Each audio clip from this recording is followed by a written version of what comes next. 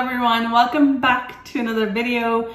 Today we're doing something a little bit different. So summer is typically the time for most people where they like to get out of their house, they like to travel, go to new places, whether it's nearby, whether it's a staycation or international, just have some new experiences. And a really fun way to travel for a lot of people too can be through books and through stories. That's how I traveled for the longest time. When I was a kid, I would read books, or even as a young adult, I would read books that were set in all these places that I wanted to go to.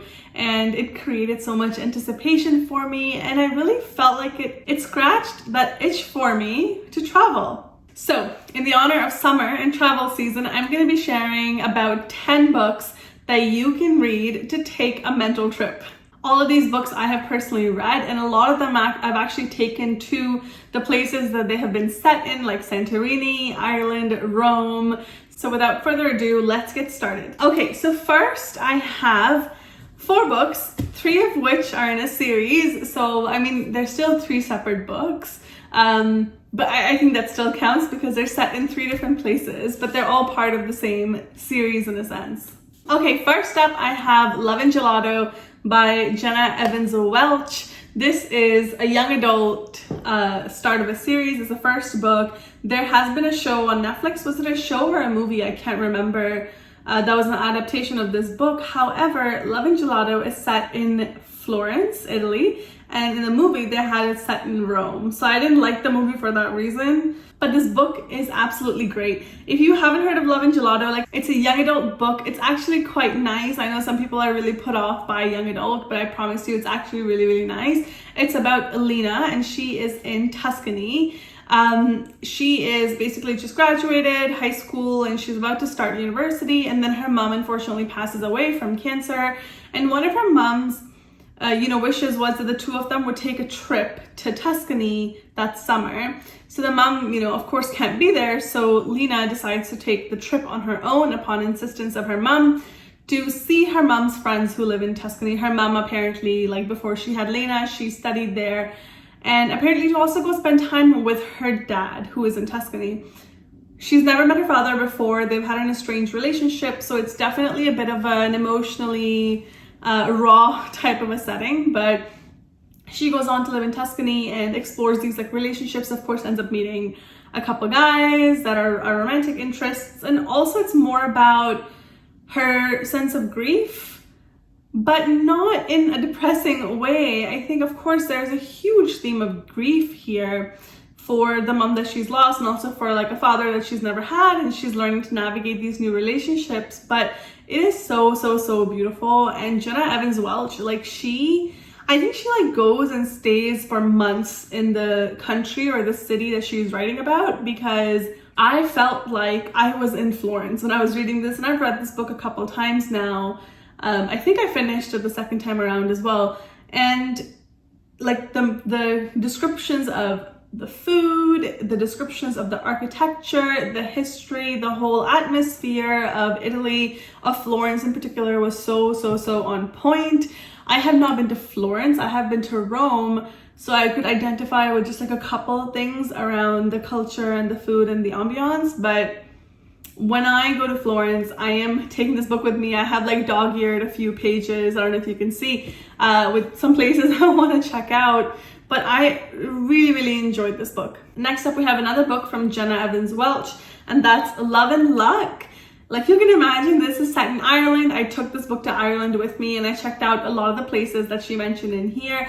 And you know what? A few of the places that she mentioned in the countryside were not very popular on the touristy lists of must-go places. And so I really felt like I made a few secret discoveries that were so tourist-free, and it was really nice. This follows the story of Lena's best friend, Addie. And Addie is visiting Ireland. It's her aunt's wedding on the cliffs of Moher. And in this book, she's really kind of rediscovering her relationship with her brother, with whom she travels. And they've kind of just really drifted apart. They don't get along very well. And all of Jenna Evans Welch's books are set in different relationship settings, and Addie's relationship with her brother, they're falling apart, they're coming together, was really nice. The charming element in this book was basically Addie discovers this little sightseeing book. It's called, what is it called? It's called Introduction to Ireland for the Heartbroken, an unconventional guide to the Emerald Isle, 3rd edition. And so she follows this heartbroken, like this guide for the heartbroken, and she follows it around like countryside Ireland, and it was lovely. It was lovely, very, very charming. Again, very beautifully written. Again, young adult, but honestly didn't read juvenile to me. Jenna Evans Welch, her writing definitely reads a little bit more mature. Characters are young adult. A lot of the themes are young adult, but just the whole concept of discovery and the relationships in depth, and just the mystery and the intrigue that she paints around her physical settings, they just make you want to run away to that place. Third one in this series, I said I had 3. Third one in this series is Love and Olives, also by the same author. You can see this is like nicely dog-eared. I took this to Santorini with me a couple of years ago, and I visited the bookstore in here as well that the main character stayed at. Sad to say that bookstore is now closed. So I'm so happy that I went when I did, because it was probably one of the most charming bookstores ever. But this is about Liv. Liv, again, has had an estranged relationship from her father, but one summer her mom says, you know what, you need to go spend time with her father. It's a summer after high school. And so she goes from the States to Santorini. If you have been to Santorini, this book is entirely set in Ia, which is like the westernmost point. Yeah, it's like the village in like the western part of the island. And again, beautiful, beautiful descriptions of the place.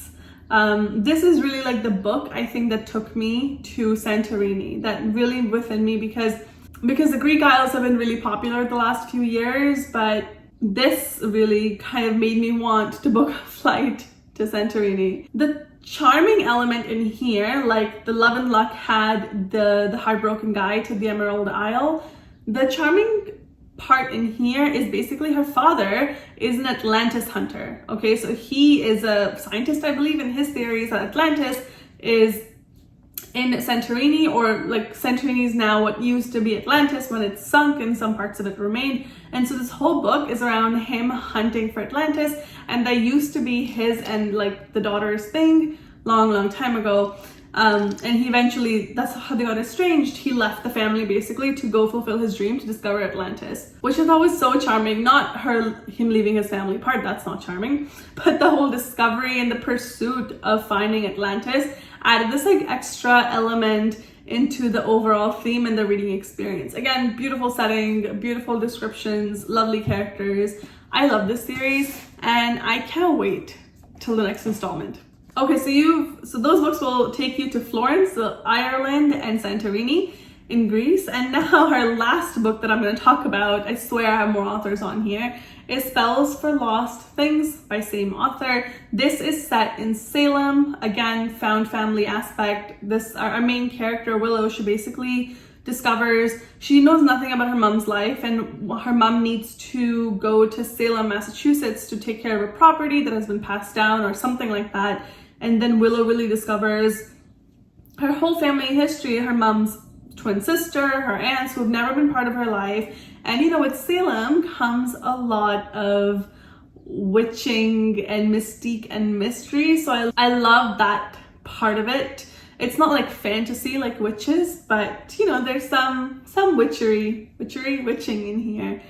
Really nice. I've never been to Salem, but again, I have a few places dog-marked and dog-eared, and I would love to go to Salem and take this book with me.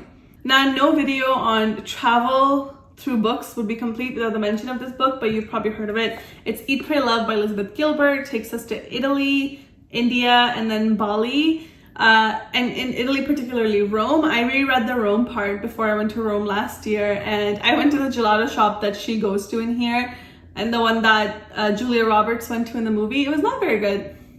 No, that gelato shop was not the best, unfortunately, in my opinion. But this is another really, really great book to read. Everyone's heard of Eat, Pray, Love. If you haven't, a woman after her divorce decides to take a year off and travel, go to Italy to eat, India to pray and reconnect with the spiritual self, and in Bali to just fall in love. Really lovely book. I think even the movie was really great. and I will probably reread the Bali portion if I ever go. Okay, still talking about Rome. This is probably a book that maybe you didn't expect to be on this list, but Dan Brown's Angels and Demons is so good. I have read all of my Dan Browns, and Angels and Demons, I think I read like 10, 15 years ago, whenever it came out. And I reread it last year before going to Rome, and you can see all of my little flags on here. If you enjoy history, if you enjoy like the whole mystery mystique around like Illuminati, like Dan Brown's books are the best. I believe his third book, Inferno, is set in Florence. I have read it, but I don't remember too much of it. But you can also check that one out. But it doesn't talk about like Italian food or lifestyle or anything. No, it's about Robert Langdon. He's a professor at Harvard, and he has been called to investigate like what's going on around like the Illuminati in Rome. And so he heads there, and you have this like path of illumination that you go on in Rome with different historical sites that are apparently connected to the Illuminati in the book. And I had a great time. I actually flagged those places down in the book, and I went on my own little Illuminati like walking tour when I was in Rome, and just to kind of see those sculptures that are in the book in present life and sort of follow the science. It was a lot of fun. It was very nerdy, but it was a lot of fun. His books are certainly fun to travel mentally with. They're less focused on more just fun and food and relaxation, and they're very fast paced and they're high intensity. The next book that I have for this recommendation, I read a few years ago, but I remember really enjoying it, and that's The Jet Setters by Amanda Ear Ward.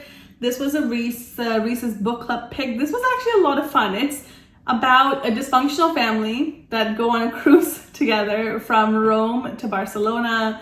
I had a lot of fun reading this. This was such a riot. If you like family drama, it's not rich people family drama, but it's certainly family drama, and a whole bunch of dysfunctional characters. They come together, and it's a lot of things happen. It's a riot. It starts off with our main character, Charlotte Perkins. She wins a cruise basically for herself and a few people, and that's where the story starts. I actually want to reread it. I don't remember this being too immersed in just the places that they were traveling to. It certainly talks about the places, but it's a lot more present in their relationships, what it's like to hang out on the cruise. But I thought this was fun, and a recommendation that I think not many people talk about. Okay, the next book that I will recommend for this category is not really much of a travel book, but the characters do travel to a lot of different places, and that is People We Meet on Vacation by Emily Henry. I love People We Meet on Vacation. A lot of people don't like this book. I thought it was great. Now, it's not a typical travel book like some of these other ones. Okay, so we have many different countries. It's about our two main characters who are best friends. Like every year they take another trip together, and so they have different lives, and every summer they come together and they go to a new place. So in the book they've been to like Marrakesh, they've been to Norway, I think they've been to so many different places in Europe.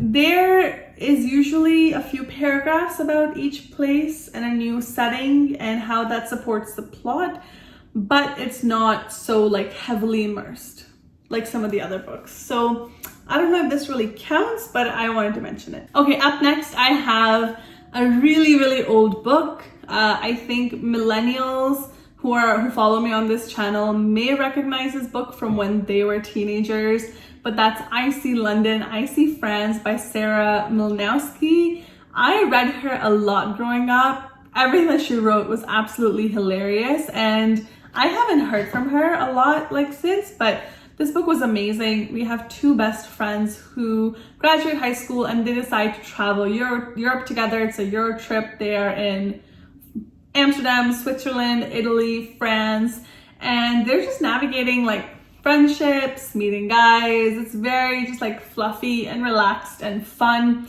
I remember this was the very first travel book that I read, and it absolutely made me fall in love with want to travel. I believe I was probably 17 at the time, around that age, and it made me want to start planning out my own Euro trip. This book was a lot of fun. Okay, next up I have a book that took me to the Amalfi Coast. I just read this book and I fell in love with the Amalfi Coast, and I decided to go there and spend some time there. And that is One Italian Summer by Rebecca Searle. I absolutely love the cover. I think it is so pretty. This was actually a really fun book. This is about our main character who is supposed to travel to the Amalfi Coast with her mom, but unfortunately her mom passes away, so she decides to take the trip herself. Very similar to Love and Gelato, I'm realizing it as I'm saying it out loud, but it's set in Positano. That's where the character is staying.